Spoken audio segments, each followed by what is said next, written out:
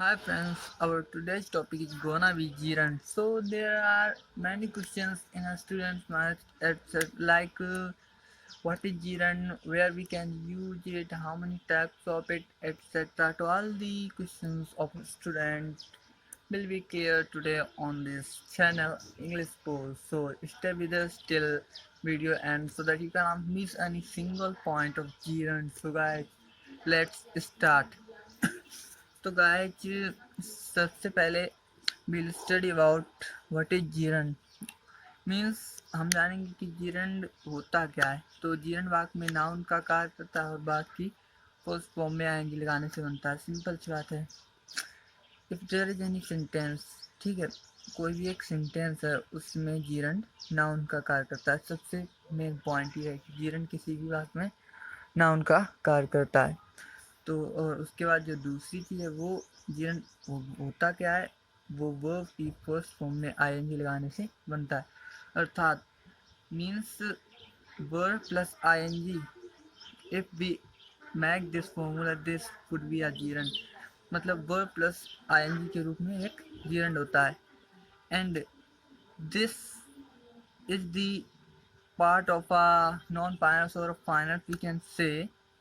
अतः यह सब्जेक्ट और ऑब्जेक्ट के रूप में भी प्रयोग हो सकता है। मीन्स इसमें जब पहले से दिया गया कि वाक्य में नाउन का कार्य करता है, तो नाउन हम अच्छे से जानते हैं ग्रामर में कि नाउन सब्जेक्ट भी हो सकता है और ऑब्जेक्ट भी हो सकता है। और इसमें ये भी लिखा है कि फर्स्ट फॉर्म में आईएनजी लगाने से बनता है, तो मतलब आईएनजी लगाने से नाउन भी बनता है। और सबसे मेन पॉइंट कि ये नाउन का कार्य करता है, ये सब्जेक्ट का और ऑब्जेक्ट के रूप में भी प्रयोग हो सकता है, दोनों में से किसी का भी। और हम जानेंगे कि कहाँ पर किसका यूज होगा। तो guys, we have studied about its definition, so again we are gonna teach you mentionly on this definition that gerund वाक्य में नाउन का कार्य करता है, main point first. And the second one, और वर्ब की फर्स्ट फॉर्म में NG लगाने से बनता है। मतलब कैसे बनता है, अगर हम वर्ब की फर्स्ट फॉर्म में एनजी लगा देंगे तो ये gerund बन जाएगा और वर्ब प्लस आईएनजी के रूप में होता है। और ये मेन चीज़ है कि जहाँ पर वर्ब प्लस आईएनजी होगा वहाँ पे gerund हो सकता है। मैं ये नहीं कह रहा होगा ही, और आगे जानेंगे कि होगा कहाँ पे नहीं, और यह सब्जेक्ट और ऑब्जेक्ट दोनों के रूप में प्रयोग हो सकता है। तो जैसे कि सिंग, सिंग क्या है, एक वर्ब है और वर्ब की एक फर्स्ट फॉर्म है, उसमें हमने आईएनजी लगा दिया तो ये बन गया जीरंड। अब जीरंड ये है सिंगिंग। सिंगिंग का मतलब होता है गाना नहीं, मतलब गाने की जो आदत, मतलब वर्ब में जब आईएनजी लगा देंगे तो वो आदत बन जाती है। तो सिंगिंग मीन्स एक आदत है, इज माई हॉबी, मतलब गाना गाना मेरी हॉबी है। Second one is stop crying. जैसे कि ये एक सेंटेंस में किसी को ऑर्डर दे रहा हूँ, फिर आप या फिर कोई भी है वो किसी से कह रहा है कि स्टॉप क्राइंग। क्राइंग बन गया एक आदत, कुछ समय के लिए है लेकिन है ये आदत। कोई रो रहा है, उससे कह रहा है कि स्टॉप क्राइंग, रोना बंद करो। So guys, we'll now in the next time we'll study about the parts of a gerund, means where we can use it, how it would be used at how many places. So guys, let's study about where we can use it. तो first thing है, जीरन वाक्य में निम्न के रूप में प्रयोग होता है जो कि आगे दिए गए हैं, ठीक है। तो जो सबसे पहला है वो सब्जेक्ट ऑफ अ वर्ब, मतलब कोई भी एक वर्ब है उसके सब्जेक्ट या फिर कर्ता के रूप में हम जीरन को यूज कर सकते हैं। कैसे करेंगे वो आगे देखते हैं। देखिएगा कि जीरन का प्रयोग क्रिया के कर्ता के रूप में हो सकता है, मतलब जीरन का प्रयोग क्रिया के कर्ता के रूप में हो सकता है। We can use it at the subject of a verb. So guys, example की सहायता समझेंगे। जैसे कि यहाँ पे क्रिया है प्रोहिबिटेड, ठीक है, पैसिव में है लेकिन है ये मेन वर्ब। तो इसका एक कर्ता चाहिए ना, जैसे कि हम पैसिव में पढ़ चुके हैं कि ऑब्जेक्ट के बाद जो वर्ब लगती है उसका एक कर्ता होता है ना, तो वही यहाँ पे हो चाहिए। तो अगर हम स्मोक लिखेंगे तो गलत हो जाएगा। तो यहाँ पे नाउन बनाने के लिए हमको, और जैसा कि हम जानते हैं कि ऑब्जेक्ट और सब्जेक्ट नाउन होते हैं, तो उस नाउन बनाने के लिए जीरन बनाना पड़ेगा आईएनजी। तो smoking is prohibited. Second one है drinking water is necessary for life, मतलब पीने का पानी जो है हमारे जीवन के लिए बहुत ही इम्पोर्टेंट है। तो मतलब पानी पीना बहुत ही हमारे जीवन के लिए इम्पोर्टेंट। तो यहाँ पे भी एक हैबिट बन गई। मतलब इससे एक पॉइंट निकल के आ रहा है, जब वर्ब में हम आईएनजी लगा देंगे तो वो एक आदत बन जाएगी। और हिंदी में हम जहाँ कहीं पर भी अपनी आदत का प्रयोग करते हैं वहाँ पर हम इंग्लिश में जीरन का यूज कर सकते हैं। सिंपल सा पॉइंट है। तो इसके नेक्स्ट यूज की बढ़ते हैं, तब बढ़ते हैं। जो सेकेंड यूज है वो हम कर सकते हैं, जो पहला था वो था वर्ब के सब्जेक्ट के रूप में, अब होगा वर्ब के ऑब्जेक्ट के रूप में। जैसा कि ऊपर लिखा है, सब्जेक्ट और ऑब्जेक्ट दोनों के रूप में प्रयोग हो सकता है। तो पहला था सब्जेक्ट, दूसरा ऑब्जेक्ट। तो जीरन का प्रयोग क्रिया के क्रम के रूप में भी हो सकता है। मतलब हम किसी को ऑर्डर दे रहे हैं, जैसे कि स्टॉप डांसिंग, तो यहाँ पे ये वर्ब है, इसका ऑब्जेक्ट कुछ चाहिए, तो यहाँ पे हमने ये आदत बना दी डांस, और इसको आएंगे लगा के हमने इसको हैबिट बना दिया तो डांसिंग हो गया।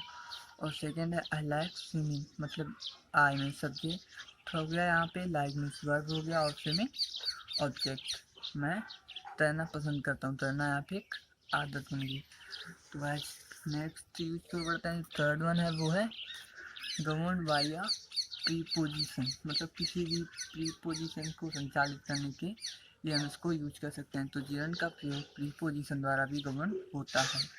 तो एग्जाम्पल है जैसे कि he is tired of swimming. तो भाई यहाँ पे एक चीज़ आपको पढ़नी है, वो कि जब जीरन का प्रयोग हम प्रीपोजिशन को गवर्न करने के लिए करेंगे तो वहाँ पे कुछ पॉइंट्स हैं जो आपको अच्छे से पढ़ना है। जैसे कि यहाँ पे स्विमिंग है, तो यहाँ पे एक आदत है, तो इसके आगे ऑफ लगा है, क्यों लगा है? वो इसलिए लगा है कि ये वो उस चीज़ से कुछ ना कुछ प्रभावित है, अफेक्टेड है, मतलब कि ये स्विमिंग से टायर्ड है, थका हुआ है। यहाँ पे हो सकता था ही फॉन्ड ऑफ स्विमिंग, मतलब वो तैरने का शौकीन है। तो जब भी प्रीपोजिशन आएगी किसी भी जीरन के पहले, तो यहाँ पे कुछ सब्जेक्ट के ऊपर अफेक्ट पड़ेगा। तो he is tired of swimming, हाँ नेक्स्ट वाला आ ही गया, जैसा बताया था he is fond of drinking tea, मतलब वो चाय पीने का शौकीन है, ठीक है। तो यहाँ पे ये पॉन्ड हो गया। जब भी प्रीपोजिशन लगेगी तो वहाँ पे सब्जेक्ट के ऊपर अफेक्ट पड़ेगा। तो नेक्स्ट है कंप्लीमेंट ऑफ अ वर्ब, एक क्रिया के पूरक के रूप में जीरन का प्रयोग क्रिया के पूरक की तरह भी किया जा सकता है। जैसे कि यहाँ पे जीरन है बिलीविंग, मतलब विश्वास करना। यहाँ पे भी एक हैबिट सी है, बिलीविंग मतलब विश्वास करना। सींग, सींग मीन्स देखना, देखना है, विश्वास करने जैसा है, ठीक है ना। तो यहाँ पे भी हम ये जो वर्ब है इसके कॉम्प्लीमेंट के रूप में हमने जीरन का यूज किया। तो नेक्स्ट वन है वर्ब डूइंग मीन्स करना इज लर्निंग, जितना ज़्यादा हम करेंगे उतना ज़्यादा सीखेंगे, ठीक। तो यहाँ पे है वर्ब डूइंग और इसका जीरन है लर्निंग, ठीक। और जो next and the last one है वो है यूज विद और देयर, मतलब इट और देयर के साथ यूज कर सकते हैं। यूज विद इट और देयर, तो हम गाय जानते हैं इट और देयर किसी भी चीज़ की उपस्थिति के बारे में हम बताते हैं। When in thing in this whole वो नाउन और pronoun where it doesn't matter that noun और pronoun but it is present in the whole universe, then we can use it और देयर। सो उसी के साथ हम इसका यूज कर सकते हैं। जीरोंड का प्रयोग इट तथा देयर के साथ ही किया जाता है। तो एग्जाम्पल है इसका, it is no use crying over this mistake, मतलब यहाँ पे अगर कोई हमने गलती कर दी है तो उसके ऊपर होने से कोई फ़ायदा नहीं, ठीक।